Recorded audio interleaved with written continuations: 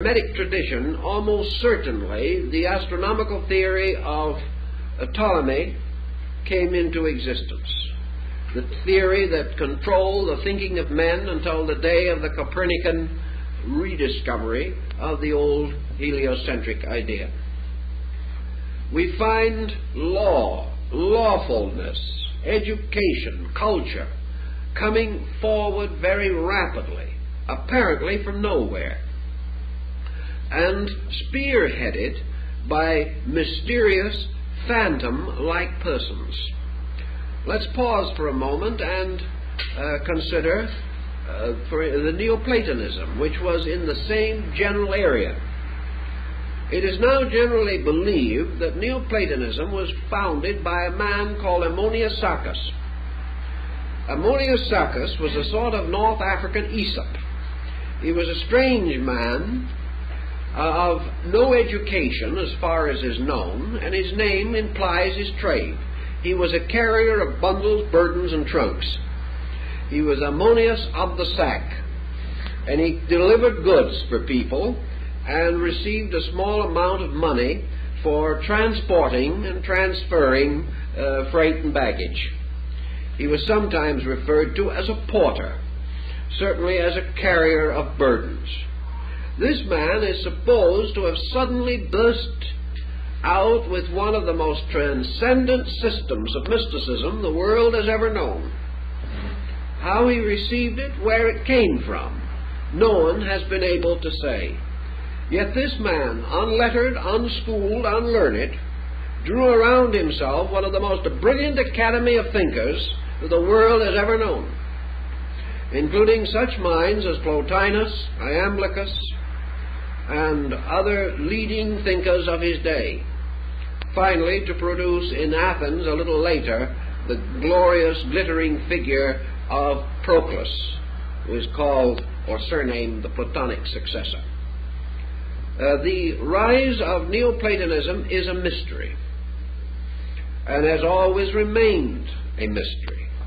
Yet there is a dark hint that behind Ammonius Saccas was another person, that for some reason this other person chose to be represented by the common bearer of burdens.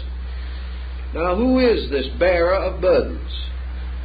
Perhaps it is the same bearer of which there is reference in the Bible, of cast your burdens upon the Lord. Also, there are many concepts of Jesus as bearing the burden of the world's woe, or bearing the burden of mortal sin. This burden bearer keeps appearing in many localities, certainly a possible symbolic statement or concept. But who and what was the force behind this? It is quite possible that these persons simply represented teachers or initiated masters sent out of the schools, or of the mystery system, or stepping in because of their superior knowledge into the vacuum left by the collapse of popular theology and moving the entire concept onto a new level.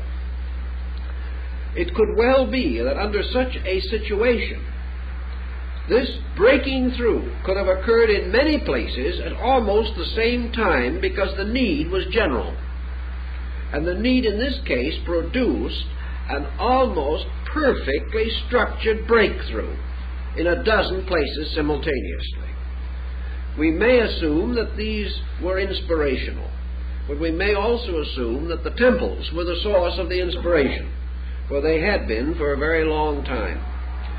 Furthermore, as soon as this breakthrough occurred, as soon as the world in general began to think scientifically, philosophically, cosmologically, and to begin to use the instrument of symbolism with a certain intuitive apperception, the moment this breakthrough took place, the mystery schools vanished. And from that time in the Western world we heard no more of them, until a very much later date, hundreds of years later, when we find the rising of Christian mysticism in Europe. But probably 1,000 years passed and the great institutions of Eleusis and Samothrace, the ritualistic temples of Memphis and Luxor, Karnak, the great temples of Egypt, particularly Memphis of the White Walls, all these disappeared. We find, for example, that with the rise of Christian mysticism in Syria, the Essenes disappeared, and no one has the slightest knowledge of what happened to them. They vanished. The moment the breakthrough took place, the old schools that had been the custodians of the lore and had only accepted candidates under oath and obligation, the schools vanished.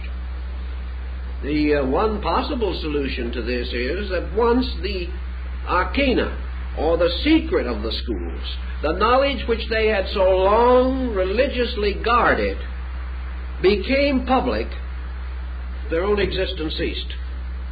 Because you cannot maintain a secret that is out, nor can you initiate people to gain a special knowledge which they can gain without it.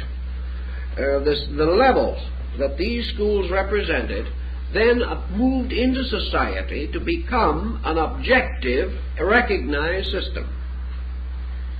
In the hundreds of years that followed, we have the building upon these foundations, because this revelation of laws was a pretty tremendous thing, and it brought out foundations that could not be immediately exhausted nor fully built upon.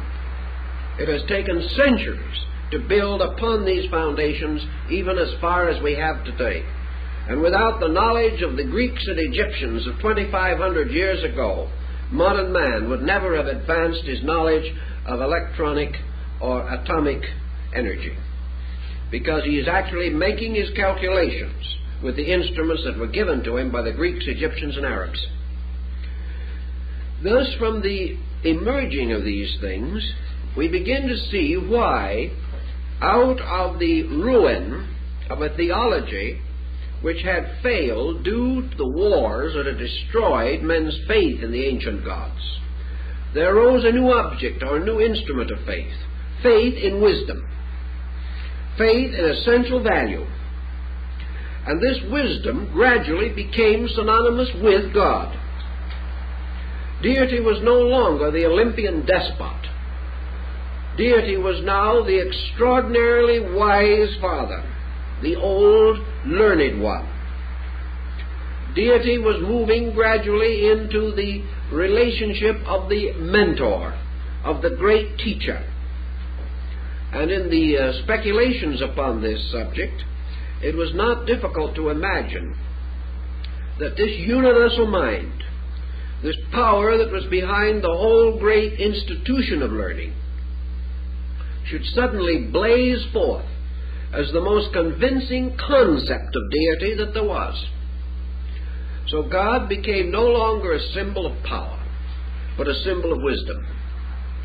This was something that actually the Greeks did not have.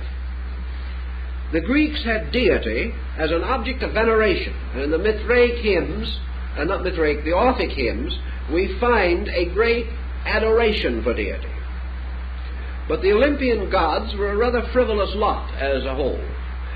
They had some rather strange and inconsistent practices, and were not entirely admirable, as even Socrates pointed out.